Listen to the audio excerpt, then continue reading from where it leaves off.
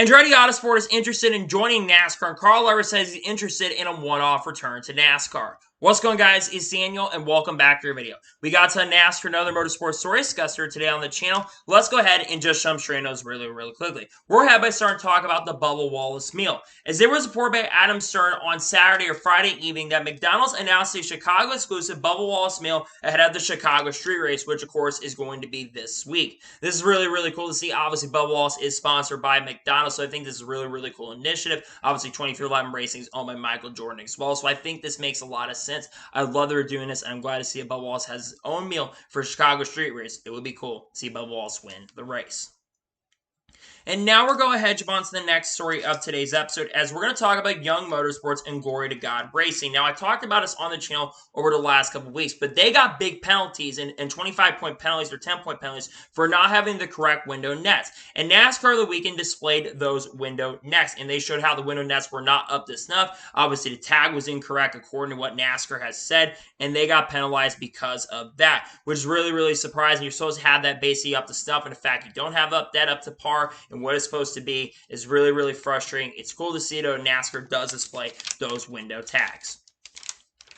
And now we're going to jump on to the next story of today's episode, as we are talking about Corvette. As it was reported by Sports Car 365 that Chevy has announced a transition from full factory efforts in IMSA GTD Pro in 2024, and Pratt Miller Motorsports will be using Corvettes in 2024. This is really surprising. Chevy's had full support of their car for a very long time. This has been rumored for a very long time, with a bunch of changes coming, regulations coming to IMSA in 2024. This is not a surprising move, and I'm not shocked by this move overall. But Corvette is making major changes. Not shocked by this move at all. And now we're going to jump on to the next story of today's episode, as we are talking about Kyle Larson. As it was announced on Friday evening that Kyle Larson will run the Cars Late Model Tour Race at Caraway Speedway this Wednesday for Junior Motorsports in the number 5 car. This, I believe, will be his debut in the Cars Late Model Tour. It's also been announced that Lane Ray is going to drive for Kevin Harvick Incorporated as well in the number 62 car. Kyle Larson, obviously really good at dirt racing, so it's going to be really cool to see him do some Cars Late Model Tour racing, which I think is really fun. I think Kyle Larson, with how fast the Junior Motorsports cars have been in the late models, obviously Carson Quapple has won championships with this team. I think that you're going to see Kyle Larson do a really good job, and I think he will be a contender for the victory in that number 5 car. I think he's going to do a really awesome and a really good job overall, to be honest with you.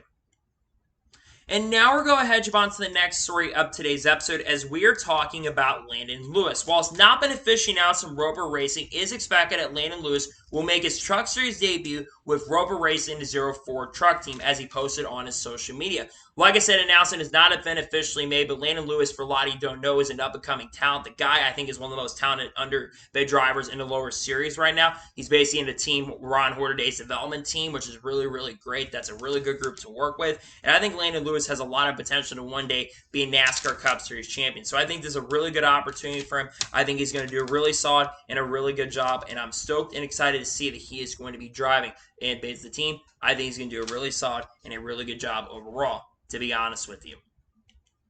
And now we're going to jump on to the next story of today's episode, as we're talking about Ryan Reynolds. As it was reported and officially announced this morning that Ryan Reynolds' company has bought a 24% equity stake in Alpine with Redbird, which is around $900 million.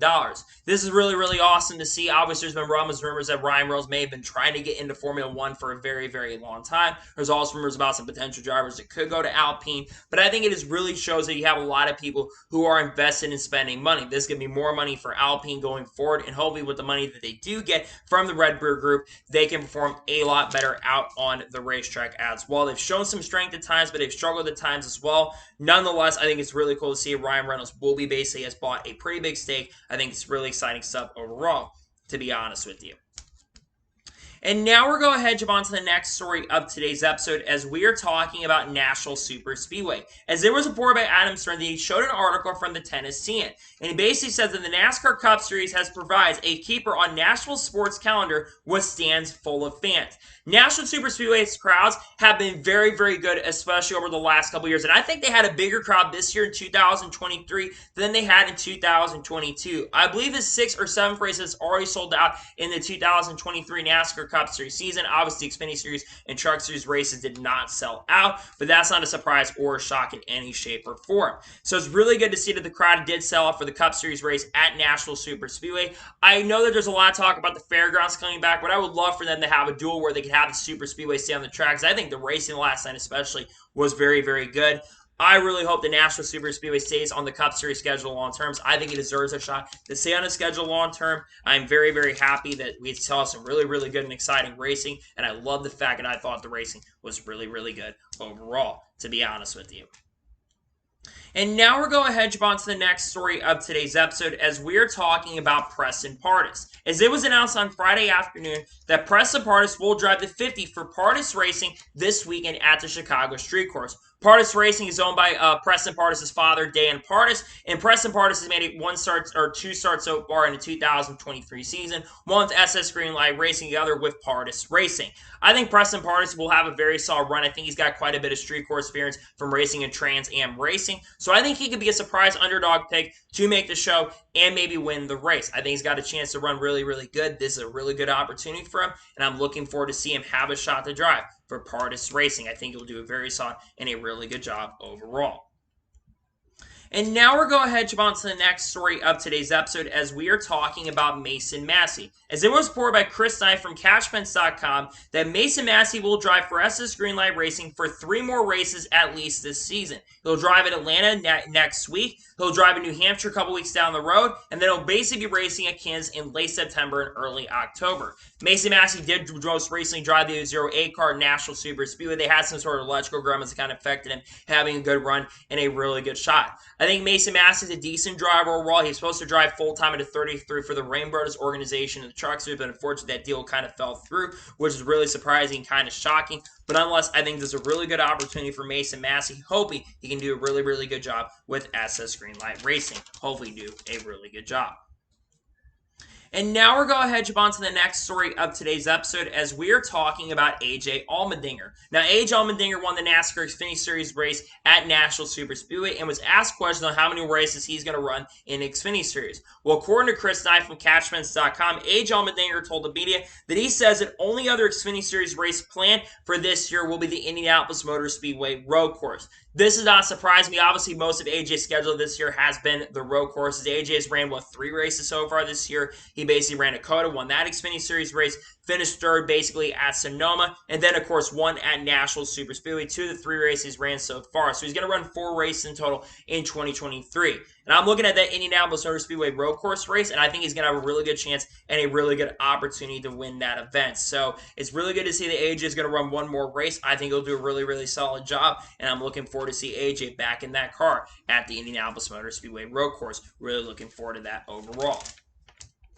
And now we're going ahead and jump on to the next story of today's episode as we're talking about Cole Custer. Now, it was announced after the inspection came through that Cole Custer's car is going to be sent to the R&D Center. Now, a lot of people were questioning why AJ's car did not get penalized. Well, he got damaged in the race. But Cole Custer, the reason I think he got sent to the R&D Center, because now NASCAR has publicly said that the basically going to the R&D Center is no longer random anymore. He was being very, very critical on the radio, calling out Wayne Otten, the series director. And I think that's why he's getting sent to the R&D Center. You can't call out the series director. It's a bad call. It's a bad look for you. And that's why I think he's getting sent to the R&D Center, because he was trying to basically say that AJ Allmendinger was cheating, even though AJ wasn't trying to cheat. I don't think he was cheating at all. He got damage on his car. It's not like he tried to get damage intentionally on his race car. So I don't know why he was really, really frustrated about that. He was kind of saying it was unfair, calling bleaches throughout his radio communication. I think is a big reason why he's going to the R&D Center. Not surprised by it at this point. Don't call out the race director, and he won't get sent to the R&D Center. And now we're going ahead and jump on to the next story of today's episode as we're going to talk about the 41 Nice Motorsports truck. Now, basically, it's been kind of revealed what race and who's going to be in the truck for most of the rest of the season. Connor Daly is going to be in the truck at Mid-Ohio next week. Ross Chastain is going to be in Pocono, and then Bailey Currey is pretty much going to run the rest of the season. The reason it's been asked is because of how well Bailey Currey performed. He had a really stellar and a really killer performance this past weekend in Nashville in the Truck Series race. Ran top 5 and top 10 all night long, and at points was competing for the lead. I think Bailey Currey deserves a full-time opportunity. I'm just saying with the rumors about Carson Osbar, we'll get into here in just a little bit. I think Bailey Currey should be considered for that 42 truck next year. I think he's an underrated driver. He always does a really, really good job. I hope he gets a shot and opportunity to be full-time in the Truck Series next year. I think he's a really solid and a really good driver overall. Hopefully he gets a shot and opportunity to be full-time because in my opinion, he does deserve a shot to be full-time in this series heading into 2024. I wish he's one of the more underrated drivers in the series. He deserves a shot to be full-time in NASCAR, in my opinion. And now we're going to jump on to the next story of today's episode as we're talking about Project 91. Now, Justin Marks was speaking to the media, talking about Shane Van Gisbergen, of course, who was in Nashville in support of Trackhouse Racing this week, and obviously talked about the fact that Ross Chastain won the NASCAR Cup Series race. But Justin Marks spoke to me and says he would love to do another race in 2023 at Project 91, but nothing is scheduled currently at the moment. He also revealed that the plan for Project 91 going forward is they want to run 3 to 4 races every single year. Now, they could expand their schedule into the long-term future, maybe had more races in the future. But I think this is a really good stepping stone in the right direction. Obviously, they've only ran one race so far in 2023, and that was with Kimi Räikkönen. But, of course, they're going to have Shane Van Gisbergen in the 91 car, I think with some Red Bull sponsorship potentially or something along those lines on that car. I think this is going to be really cool to see Project 91 out there. I would love to see drivers like Scott McLaughlin get an opportunity. Maybe bring Juan Montoya back to the car at some point. Maybe bring Joseph Newgarden in the Project 91 car. Nonetheless, I think it's a really cool initiative that Justin Marks has done. I love the initiative that they've done. And nonetheless, I think it's really cool to see. And I love it. There's going to be maybe one more race. I think if they do run one more, it's going to be the Indianapolis Motor Speedway road course. There's been so many great drivers that have come with the Project 91 group. And I love the fact that we are seeing this car out on the racetrack, and I think it'll be really cool to see this car next week. I think Shane's got a shot to win this weekend, but we'll have to wait and see what happens. And now we're going to jump on to the next story of today's episode as we are talking about Brennan Poole versus Kyle Weatherman. Now, both drivers were teammates this weekend at JD Motorsports. Kyle Weatherman drove the 4 car this week, and originally it was supposed to be Ty Dillon, but they changed it last minute to have Kyle Weatherman in the 4, and Brennan Poole was in the 6 car this weekend. Both drivers were not happy with each other after the race. Apparently, there was some contact on the racetrack that happened. I think Brennan said he got put in the wall, and basically they had a scuffle apparently on pit road. Now, we've seen teammates sometimes get in scuffles and get frustrated with each other. Brennan Poole says that Kyle Weatherman has no respect. Now, I hate to break it to Brennan Poole, but Kyle Weatherman has done way better in the Xfinity Series the last couple of years than Brennan Poole's done. I'm not saying Brennan Poole is an untalented driver, but Brennan Poole needs to kind of know what he's talking about a little bit sometimes, because I know that probably Brennan's was frustrated, but it seems like Brennan's had kind of a frustrating year in the 2023 season, and I get him being frustrated, but I think Kyle Weatherman overall is a really, really good driver. Now, like I said, it sounded like it was a frustrating situation overall. It's disappointing to hear that they got into a little bit of scuffle. Hopefully they can sort things out, but it sounds like there was some tension between both of those drivers.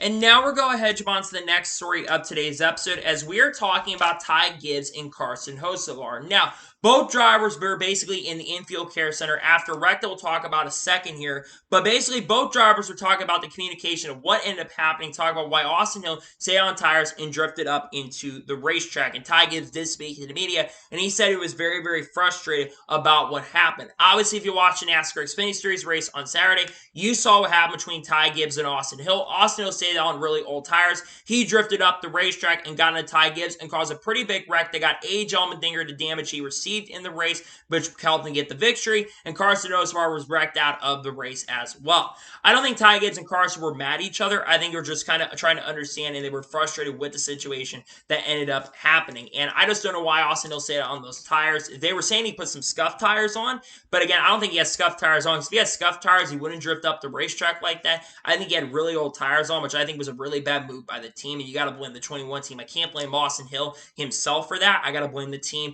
for putting him in that position, have that issue come into play. So I get Ty Gibbs and Carson being frustrated because Carson and Ty were both running top 5 pretty much all day long. Meanwhile, Austin Hill, who had a lot of damage on his race car, cost both those guys a shot at maybe contending for the victory, because I think Ty Gibbs overall did have the fastest and the best car in that race. So it is disappointing to see. I understand Ty being frustrated about it, but it seems like they weren't mad at each other. It seems like they were just frustrated with the situation overall.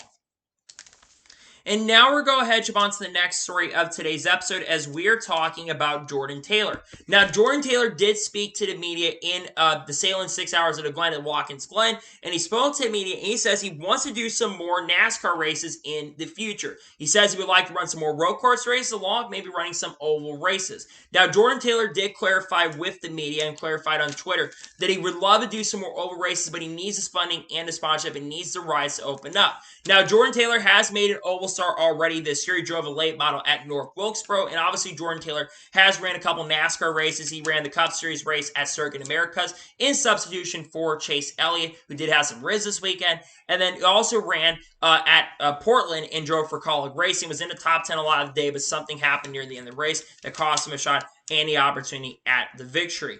Overall, I hope Jordan Taylor does get an opportunity and a shot to race in the series because I think Jordan Taylor is an extremely talented driver. I think it'd be really fun to have him race in the sport. I think he would do a really, really solid job running some oval races. It's cool to see that he's interested. I know he wants to run some oval races. I hope he gets that shot and opportunity race on an oval. I know that there's some teams that could be available. Maybe somehow Rico Racing switches one of their teams to Chevrolet, and maybe he gets an opportunity there. Maybe Spire Motorsports, maybe some more Xfinity Series teams. Obviously, I think the 10 car for call, I think is actually still available for some more races to be opened up, unless Derek Krause, of course, does run more races with the colleague team in that number 10 car. Nonetheless, I really like the fact that there's interest from Jordan Taylor. He wants to run more oval races. I hope he does get a shot and opportunity to run more oval races in the not-so-distant future. And now we're going ahead and jump on to the next story of today's episode as we are talking about Frankie Jimenez. Now, Frankie Jimenez, unfortunately, had a really, really bad wreck in the ARCA race at Elko. But he put out his long tweet, and he kind of saw something that kind of caught my attention. He says they need more sponsors to make it through the rest of the 2023 season. Man, I really hope they can get some sponsorship and funding. Obviously, they do have companies like Hair Club that do sponsor Frankie Jimenez, and he does have an agency that he does work with. But I really do hope that Frankie Jimenez does have an opportunity to run the full season. Because Frankie Jimenez, I didn't know how he was going to do this year going into the ARCA season because he has had some racing experience in the past from open wheel. But I didn't know how that was going to transfer racing in ARCA. But he knows what he's doing. He's been really, really impressive. And before the wreck, he was contending for a top 5, ran top 5 a lot of the evening at Elko. I think Frankie Jimenez deserves to run full-time in this series. I think it'd be cool for him to run some truck races maybe in the not-so-distant future as well, and maybe run some Xfinity Series races as well, because I think it's really fun to have him in the sport.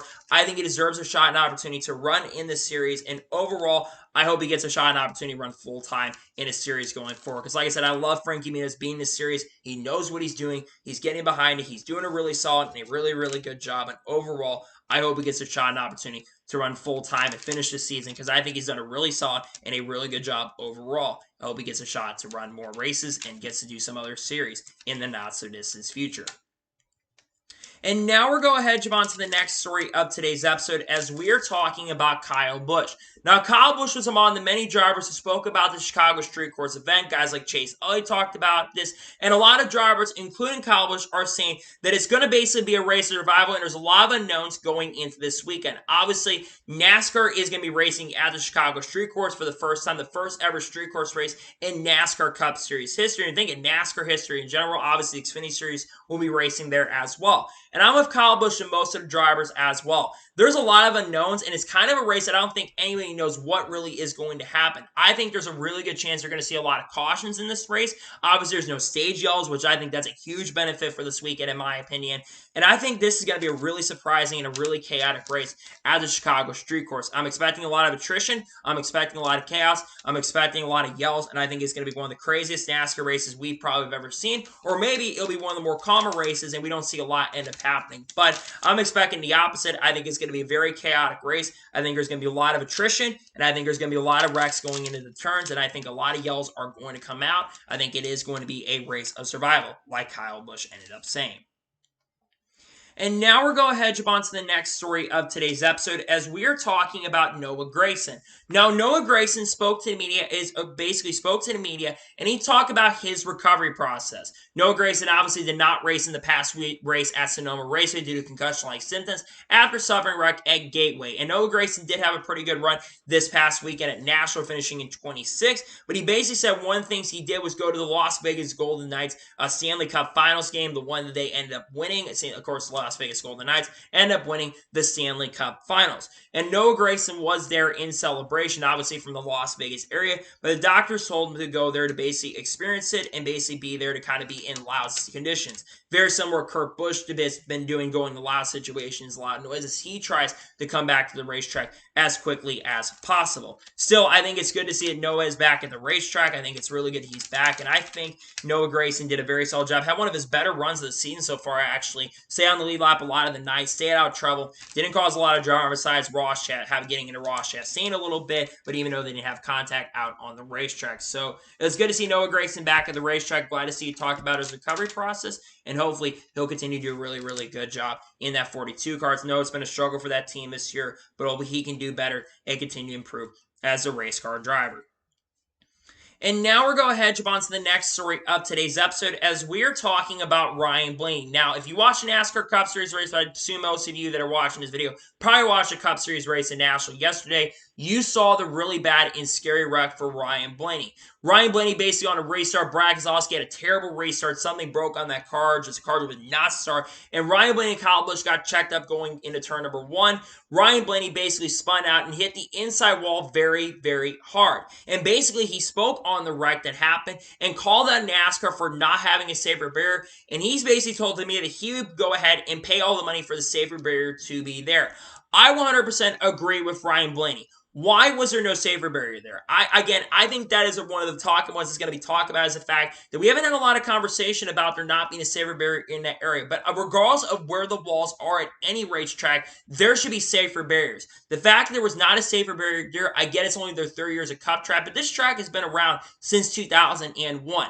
You would think, especially nowadays, because they have safer barriers in a lot of different areas, you would think that there would be safer barrier there. In that area, there should have been safer barrier because that was a really bad wreck. We saw what happened to Kyle Busch in 2015. They didn't put a safer barrier there in 2015. It was grass as well. And I think that they need to figure out basically a way to have a safer barrier there because you don't want drivers getting injured. Obviously, with this next-gen car, safety is a thing that's been talked about, a lot of questions about. And overall, I'm just frustrated there wasn't a safer barrier there. That could have been a lot more dangerous. Luckily, Ryan Blaney seemed to be okay. But we'll have to wait and see because we saw what happened to Noah Grayson. Went out for a couple of weeks. Of course, he did return quickly. Hopefully, Ryan Blaney isn't more hurt than he is. It sucks to see what happened. And again, overall, just a really, really bad situation overall. And again, there needs to be a safer barrier there. You can't have non-safer barriers, especially in 2023. It's unacceptable and needs to happen going forward. NASCAR did release a statement. I would imagine there's probably going to be a safer barrier going there in the future, but we'll have to wait and see what happens in regards to that. Hopefully, though, they can build a safer barrier there because there needs to be a safer barrier there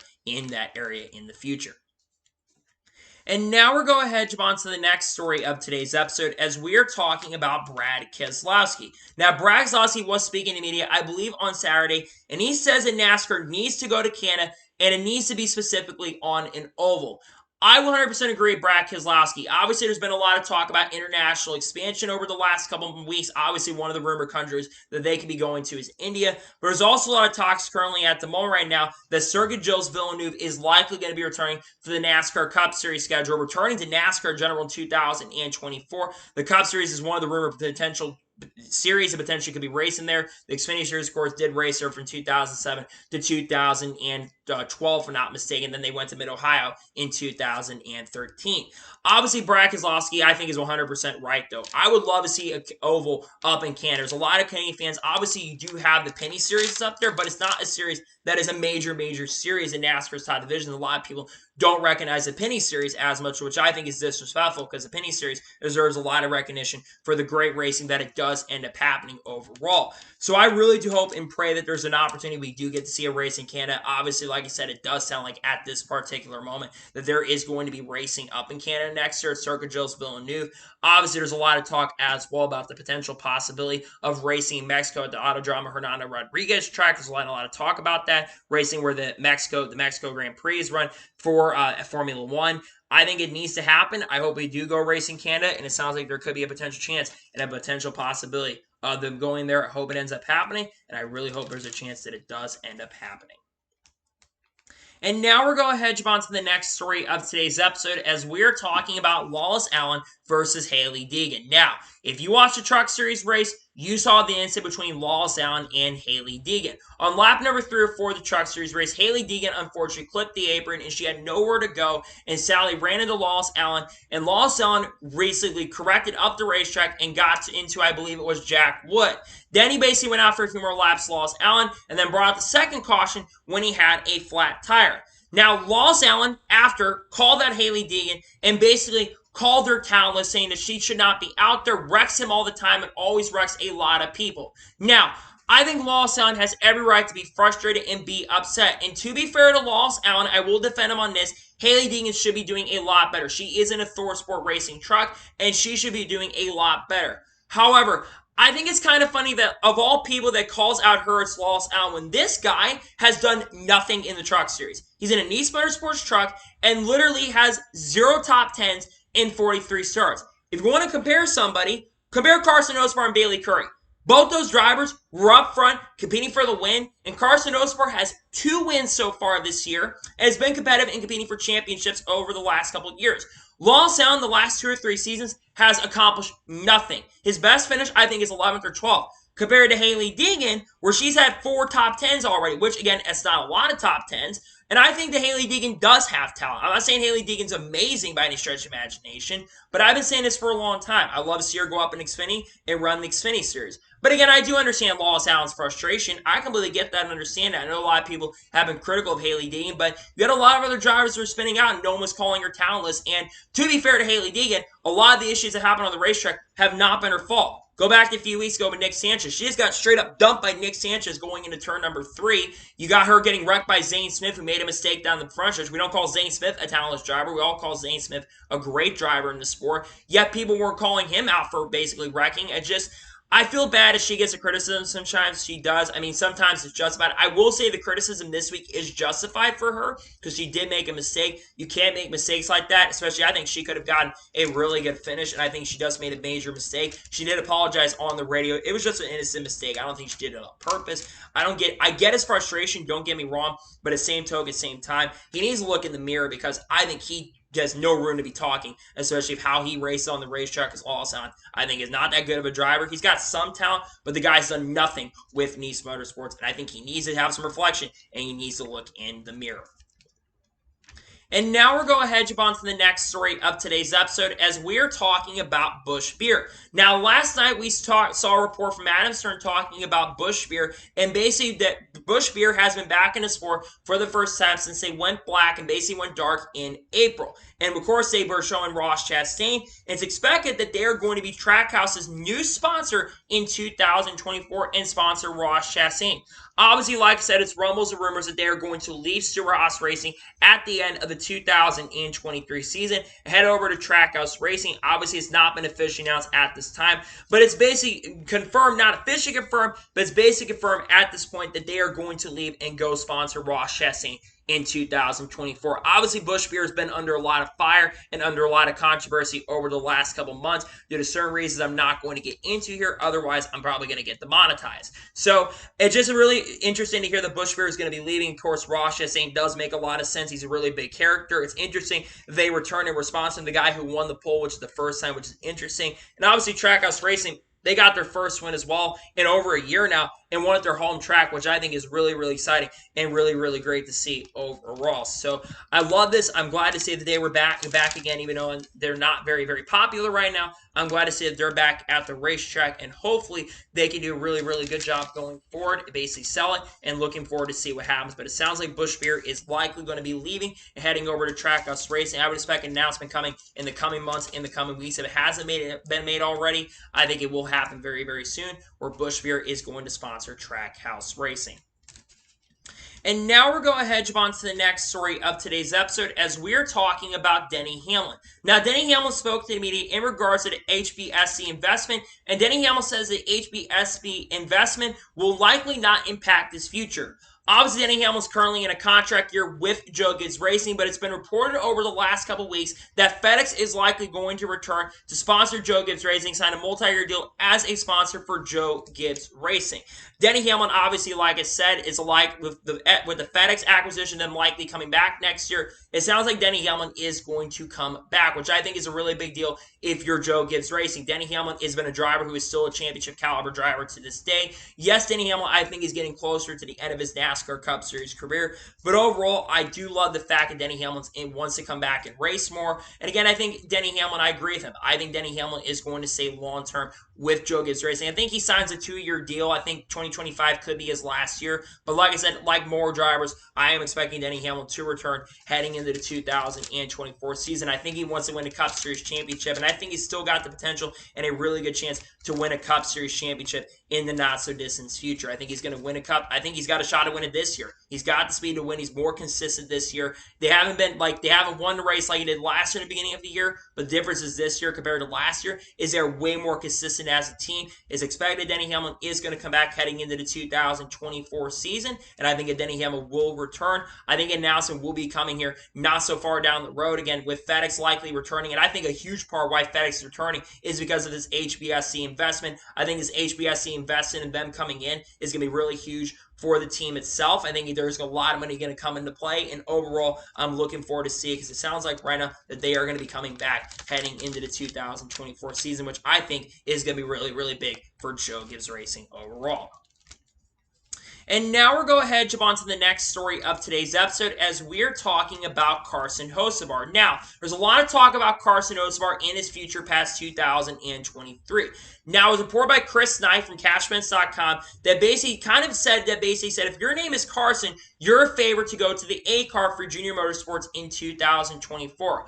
Obviously, there's a lot of rumors and a lot of rumors about the potential possibility. We already know right now that Josh Berry is going to be moving up to the Cup Series next year to take over for Kevin Harvick in the 2024 season, driving the number 4 car. So there's a lot of questions on who's going to take that A car heading into 2024. Well, Carson Osbar right now is a clear favorite to take over the A car, which I think makes a lot of sense. Carson Osbar, I think, is one of the most talented drivers currently in NASCAR's lower divisions. He's been one of the hottest drivers over the last 2 weeks. Obviously, just won the most recent Truck Series race in Nashville and did have a very good run going in the Xfinity Series race in Nashville before some issues came into play.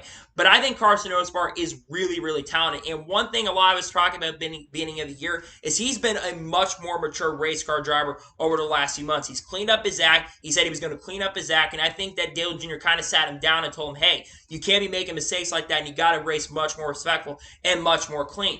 Carson Osbar has definitely been doing that. And I think because of how well he's been doing, how impressive he's been, Dale Jr. praised him before the brake rotor issues. In fact, he praised him, and he does have Premier Security sponsorship. And another big reason why I think he's going to have a really good chance to end up in the A car next year is because Spire Motorsports, they have alliance with Junior Motorsports in the Xfinity Series, and they get their sub from Junior Motorsports, which I think that's another reason why we're going to see Carson Osbar get in that A car next year. But if somehow Carson Osbar does not end up in the A car next year, who could drive the A car next year? Well, I think there's quite a few candidates. You've got Roger Krug, Matt DiBenedetto, Carson Quaffle. Again, I think those are 3 drivers who can be easy picks. Kyle Weatherman. But I think second likely choice for me would probably be Matt DiBenedetto. I think DiBenedetto deserves another shot and opportunity to race in Xfinity once again. But I think it's going to be interesting nonetheless to see who ends up in that A car next year. But I think right now it's going to be Carson Osbar. I think he deserves a shot and opportunity. I think he'll do a very good job in that car if he goes there. I think he'll be a championship threatening contender. And I think he will win races instantly. I think he's a really talented and a very, very solid driver. I think he will be in that car next year. And I think he will do a very good job in that car in 2024. And now we're going to head on to the next story of today's episode as we're talking about potential new manufacturers. Now, it was reported by Adam Stern on Friday evening that according to him, Jim France says that I would love to see some new European manufacturer that makes a nice sedan that they sell in America decide to maybe put one of those in a NASCAR race someday. That is one of his goals that he would love to see. Obviously, we've talked a lot about the Europe and basically Garage 56, But a lot of talk now that we want to see some new manufacturers in the sport, which is one of the goals of this next-gen car, is to basically bring in new manufacturers into the NASCAR Cup Series and into NASCAR in general. Now, there has been talk about some other potential manufacturers at times that have been looking to come in. Honda's been looked at in the past. Dodge has been looked at as a potential manufacturer that could come into the sport, come back to the sport. But it sounds like right now at this current moment that we're looking at some European manufacturers. So what potential European manufacturers could come to the sport? Maybe BMW. BMW does have a big alliance there, and they do sell a lot of cars in the United States. Maybe they come into play. Maybe other manufacturers, maybe like somehow Ferrari gets an opportunity to come to NASCAR. I know that's kind of a crazy potential. But maybe Mercedes as well. Mercedes-Benz does sell basically a really, really big sedan. And I think it would be really cool to see Mercedes come into play. But we're talking about new manufacturers because like I just said, I think regardless of what manufacturers come in, I think it'll be really, really big for the sport because one of the goals, like I said, of this next-gen car is to expand, go do a lot of big things, and basically be able to bring in new sponsors and, like I said, be able to bring in new manufacturers as well. I really hope we can bring a cool manufacturer from Europe, but I think you're going to look locally. I think Honda's been looked at. Hyundai's name's been brought up in conversations. And like I just said a second ago, Dodge has been really, really heavily rumored to come back. Though I will say it sounds like right now Dodge is less likely now. They're focused on the NHRA currently at the moment, unless they can bring some horsepower up. Even though some people do think that Stewart-Haas Racing, a lot of people thought they were going to switch to Dodge for 2024. Overall, nonetheless, it's going to be interesting to see what happens in regards to what manufacturers do decide to come into sport. But I think, like I said, with the goals, the goal for this car is to basically be able to bring new manufacturers into the sport. I hope it does end up happening, get a new manufacturer in the future, because if they don't have a manufacturer, I think that makes the next-gen car a little bit of a disappointment, because I feel like the race has been solved with the next-gen car, especially in intermediates. But one of the ultimate goals is to bring a new manufacturer in the sport. Hopefully, we can be able to bring a new manufacturer into sport in the not-so-distant future, because if we can't get a new manufacturer, I think it'll be really, really huge for NASCAR in general. And now we're going ahead to jump on to the next story of today's episode as we are talking about Martin Truex Jr. Now, Martin Truex Jr. did speak to the media. At this point in 2023, Martin Truex Jr. had revealed that he would be returning for 2023. Martin Truex Jr. basically says that HBSC investment in Joe Gibbs Racing will not likely impact his decision for 2024. Now, Martin Truex Jr. has not officially committed for the 2024 season up to this point, but a lot of people in the industry do believe right now that Martin Truex Jr. is likely going to come back in 2024. Obviously, a lot of things have changed in his personal life over the last couple months and basically the last year. And you look at Martin Truex Jr. this year in 2023 compared to 2022. Now, in 2022, he did have a decent year overall, but he just failed to win and had a lot of things go wrong, whether it was mistakes on his own or his team making mistakes or getting spun out on pit road by Kyle Larson, though that was mainly on Martin Truex Jr. Martin Truex Jr. had a lot of bad luck last year. So far this year, though, in 2023, Martin Truex Jr. is having a dream season. He's got a really good shot to win the championship this year. He's already got 2 wins, technically 3 if you count the Busch Light Clash this year. And overall, he's having a very strong and a really good season so far in 2023. I think he is going to come back next year in 2024. I think he could, in fact, maybe sign a multi-year extension. I wouldn't be surprised if he comes back in 2024 and 2025. Because like I said, Martin Truex Jr. has been doing a really good job this year. This is best season probably since 2021. At least on a consistent side, he's up in the points league right now. He's having a really good year. I was expecting him to have a bounce back year in 2023, but I was not expecting him to be a championship threat and a championship contender going into the season. He's done a really awesome and a really good job in the 2023 season, and nonetheless, like I said, I do expect that Martin Truex Jr. is going to make a return heading into 2024. We're just going to have to wait and see. His sponsors are loyal and committed to him, and I think Joe Gibbs wants him to return, and if he can keep Martin Truex Jr. and Denny Hamlin around next year, I think you're going to be set long term. But if one of those guys do decide to retire, John Hunter Nemechek is the clear favorite to go there. But I can see John Hunter going to 23-11 if Kurt Busch does a return at this particular point. But like I said, it does sound like at this particular point that we're going to see Martin Truex Jr. return. We're just waiting on the official confirmation of that to be officially announced. But it sounds like at this particular moment right now that we are going to see Martin Truex Jr. make a official return to Joe Gibbs Racing next year. But we'll have to wait and see what happens in regards to that. And now we're going to jump on to the next story of today's episode as we are talking about Aric Almirola. Now, over the last couple weeks, there's been a lot of talk about Aric Almirola's future past the 2023 season. Now, technically, Aric Almirola does have a multi-year deal with Stewart-Haas Racing. However, there's been a lot of talk and conversations about Aric Almirola's future past 2023 because he still remains uncertain about his future past 2023. He spoke to the media, and he says that it would be the plan right now for him to still be teammates with Josh Berry heading in the 2024 season. However, he says he still has no decision on 2024 at this current moment. Now, at this time last year, we were still thinking Aric Almirola was going to retire at the end of 2022, but he came back for 2023 because Smithfield did basically commit to having it, or basically committed to Aric Almirola on term. They still really like Aric Almirola, and that's a big reason why Aric Almirola decided to return in 2023. Now, like I said, it's still right now not certain at the moment if he's going to come back in 2024 or not. If you want my honest opinion, I would have said about a week or two ago that there's no way that Aric Almirola does come back in 2024. But right now, I'm kind of 50-50. He could return next year because, like I said, Smithfield really does love Aric Almirola a lot. So I still think there's a really good chance Aric Almirola does return, but I also think there's a good chance he does retire.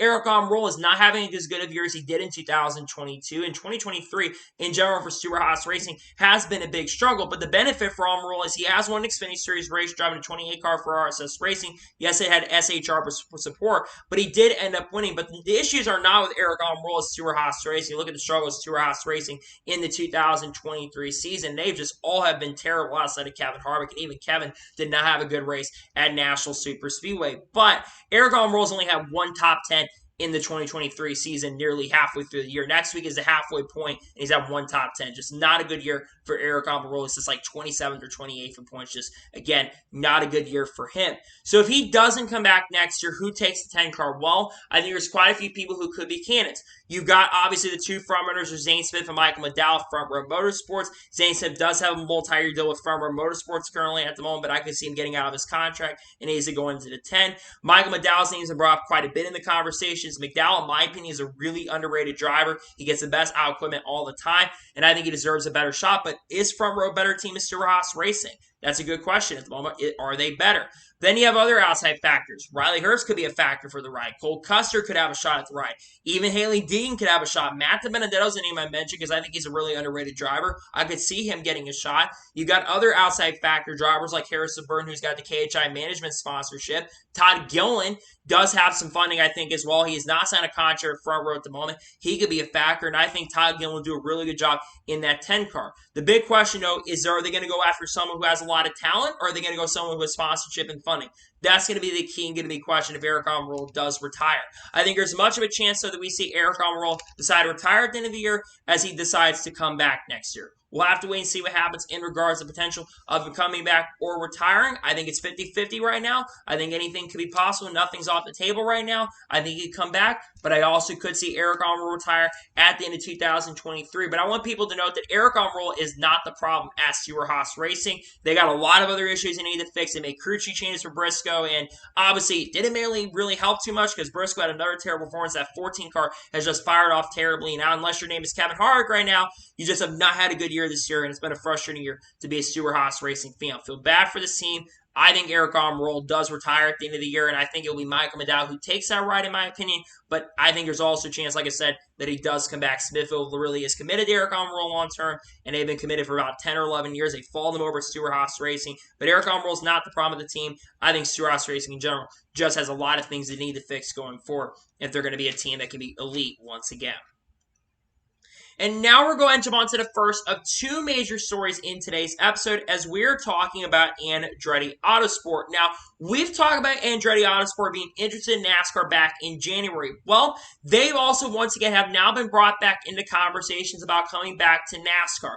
It was reported by Adam Stern on yesterday that Andretti Autosport is kicking the tires on deals in NASCAR to possibly enter the stock car series in the coming years. They said in January in a Forbes article that they they wanted to get in NASCAR while he's been trying to get into Formula One. Obviously, we've been trying to follow the Andretti Formula One story for a very, very long time. And they've been trying to get into Formula One. They have Colton Herta, who is definitely ready to go, who could go to Formula One. But unfortunately, they've had a hard time getting into Formula One due to basically the teams in Formula One not budging. Now, NASCAR is definitely a lot easier to get into right now than it is to get into Formula One at this current moment right now. And obviously, this is not the first time Andretti Autosport has been rumored to potentially be coming over to NASCAR. They actually had a deal to partner up with Dodge for the 2013 NASCAR Cup Series season. There actually was a next-gen car that was available, and it was rumored at the time that Kurt Busch and Matt Kenseth were going to be the two drivers. Hint why the reason Kurt Busch ran the 2014 Indianapolis 500 for Andretti Autosport. The reason he drove that is because he was going to drive for Andretti Autosport in 2013. And eventually, though, the deal ended up falling through heading into 2013, and Kurt Busch eventually went over to Furniture Racing. Technically started that deal in 2012, but eventually Kurt Busch did go over there in 2013 to Furniture Racing. But like I said, he drove for Andretti Autosport.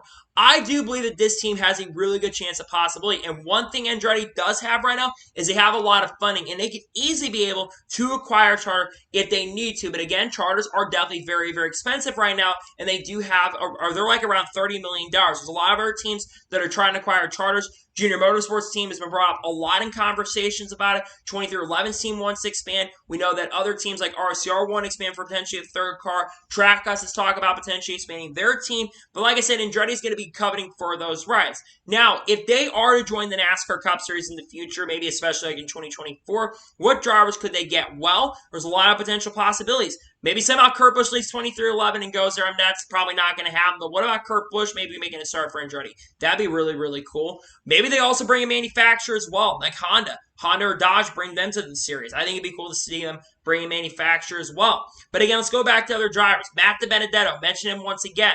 But they've also got other drivers that they could bring from their own series. Colton Herta, he's expressed interest in racing NASCAR Gamebridge. They've got sponsorship with Nick Sanchez, and we saw Colton Herta get into a truck, and Cole has expressed interest in wanting to race in NASCAR. And even Romain Grosjean, he's also expressed interest in maybe wanting to race in NASCAR in the not-so-distant future as well. He expressed it, I think, back to the Rolex 24 back in January and early February that he's expressed interest, maybe wanting to come into the sport. Nonetheless, if Andretti Autosport does make a return to NASCAR or even gets into NASCAR, I think it'll be really, really huge for the sport because it's going to bring a lot of those IndyCar fans in.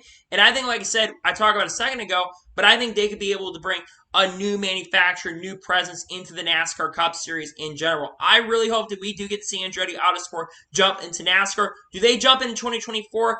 That's going to be a tough thing to tell. I think a lot of teams are going to be holding on to their charters, but we know teams are trying to acquire some charters going to 2024. I think there's going to be some pretty big shakeups, especially in the not-so-distant future, in the coming weeks especially. There's a lot of rumors going on, but Andretti Autosport talking about coming to NASCAR is something that has been talked about in the past. They've been interested. They were interested back in 2018. They were looking to basically buy the Petty brand back in 2018 and take that 43 car and maybe have Bubba Wallace be the driver of that team and just doing that. They were talking about that in 2018, and obviously they could go to different manufacturers as well. But again, nonetheless, when it comes to Andretti, I really hope this team does decide to come to NASCAR. I think they would be really big and really beneficial to the NASCAR Cup Series in general. I think they would do a solid job with NASCAR teams, and I really do hope there's a chance and a really good opportunity for them to come to NASCAR in the future. So I think there's a chance it happens. I could see Andretti join the sport, and it sounds like right now they're in talks about potentially joining the NASCAR Cup Series and NASCAR in general in the not-so-distant future. And now we're going to go ahead and jump on to the final major story of today's episode as we're talking about Carl Edwards and the potential of him returning to NASCAR. Now, Carl Edwards, for the second time this year, was at a racetrack at National Super Speedway, and he spoke about a possibility of potentially return. Now, Bob Pockrass did report this from Fox Sports. He said that he is interested in doing a one-off cup race, but feels it isn't the right thing for him to do just for fun. The hits are hard, and that is one of the reasons he retired. He did say if he did return, he'd give it 100%, but said, I am not planning on doing any sort of driving. Now, obviously, there's been a lot of talk about potentially Carl Edwards returning, and obviously, it is really cool to see that Carl Edwards is potentially interested in doing a one-off return.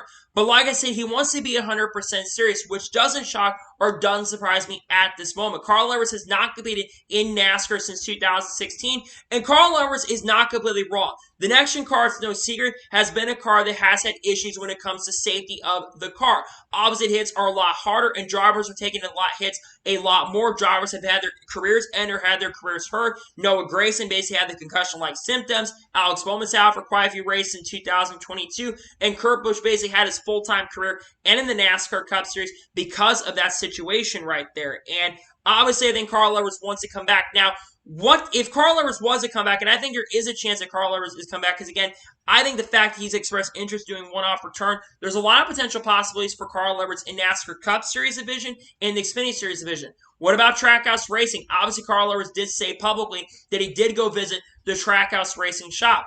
I can see that being a potential team with the Project 91 car. Obviously, Justin Marks talked about it early in this episode, but Project 91's maybe not going to run any other races. But what if they decide to run an oval and put Carl Edwards in that car? Another team I think about is 2311 Racing, potentially. 2311 Racing, a team that a lot of people thought Carl Edwards was going to drive for in the Daytona 500. Evidently, it was going to be Travis Stroud who ended up driving in that car in the Daytona 500, but the head shape looked a lot like Carl Edwards. Maybe Junior Motorsports, perhaps they go Cup Racing, or maybe if they decide to go ahead and run maybe in the Xfinity Series car. The Xfinity Series cars are definitely not as hard. I see Carl Edwards running Xfinity Series. And what about RK Racing and Xfinity? Obviously, Brad Saucy's talking about maybe trying to bring the Xfinity Series and the Truck Series program back. And I think Brad and Carl have become really, really good friends. Even if Carl Edwards, though, does not return to the NASCAR Cup Series or return to NASCAR in general, it is still really good to see him back in the sport a lot more frequently. It's the second time now, and basically last year, because before this year, he's been in the sport time and time again. But Dale Jr. did say publicly, the closer to Carl Edwards gets to the sport, the more he's going to get that itch back. And I think that there is a very good chance that he does come back in the future. Now, will he return in 2023? I don't know. I think NASCAR will have to get the safety section car up to stuff. And he did say he's going to be really, really slow. I don't know if I completely agree with Carl Edwards on that. I think Carl Edwards would actually be pretty fast if there's a competitive ride, because I think Carl Edwards wants to be in a very competitive ride. He doesn't want to be in a back market team like Live Fast Motorsports or Rickor Racing. He wants to be with a team that is going to be very, very competitive and can win instantly. And I think Carl Edwards would have a chance of being competitive, despite the fact he's not racing NASCAR in nearly a decade now. But it's at least really also good to see that we know one of the reasons why he retired from the sport, because basically safety. I think the concussion stuff that happened with Dale Jr. back in 2016 played a big role and factor in his retirement. I think he was potentially going to retire regardless if the wreck happened or didn't end up happening. But I think a lot of us Carl Edwards fans want to see Carl Edwards come back at least for one more race to basically make a return to bring some closure to his career. If he makes a one-off, I think a lot of fans will be very, very happy. And we've been seeing a lot of guys retire over the last couple of years. Kevin Hart's retiring at the end of the year. Kurt Busch has been trying to make a return. We know he's been in the works of coming back, but he's basically been retired for full-time racing, basically ended his career. You've had other drivers retire recently. Tony Stewart, Jimmy Johnson's basically been back on a one-off, but he's been struggling in his Cup starts.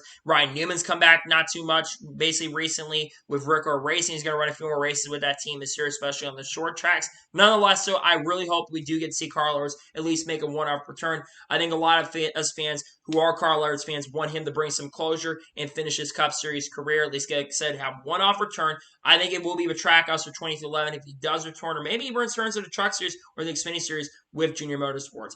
I don't know at this point, but nonetheless, Carl Edwards at least expressing interest on maybe a one-off return, maybe in 2024 or 2025. I don't think it'll happen this year, maybe 2024 or 2025. Hoping NASCAR can continue to work on the safety of this next-gen cars. That's going to be a huge factor in Carl Edwards potentially coming back. Hopefully, we do get to see Carl Edwards return in the not-so-distant future. I think a lot of fans do miss him. We're glad to see he's back at the racetrack at least. Even if he doesn't return, glad to see Carl Edwards back at the racetrack. So, that is good for today's NASCAR news and motorsports news video. I want to thank you guys for watching. Please like, subscribe to the channel, notifications on so if I win a video, it does go live on my channel. Follow me on Twitter, Facebook, and Instagram, and support me on Patreon as well. In the description below over that, and comment your thoughts below on today's video. Do you think Carl Edwards is going to return to NASCAR or not? Let me know your thoughts in the comments below. And do you think Andretti Autosport joins NASCAR in 2024 or not? Let me know your thoughts in the comments below. Later today on the channel, the NASCAR Xfinity Series race picks for the Chicago Street Course. I'm not entirely sure what's going to be coming out on the channel tomorrow. I think I'll have something really cool on the channel. We'll have to wait and see. Then on Wednesday, I have another NASCAR news video on the channel discussing news over the last couple of days. And then a lot of content dropping revolving around the Chicago Street Course. Like I said, I might talk about Chicago Street Course tomorrow. I'm not entirely sure, but I got a lot of content dropping on the channel. I think I'll have a video on the second channel as well dropping. Make sure to subscribe to that channel as well. I'll have that link in the description as well for you guys. So anyways, like I said, I want to thank you guys for watching today's episode, and I'll see you guys next time for more great, awesome NASCAR content and other motorsports content on the channel like this. Take care, everybody.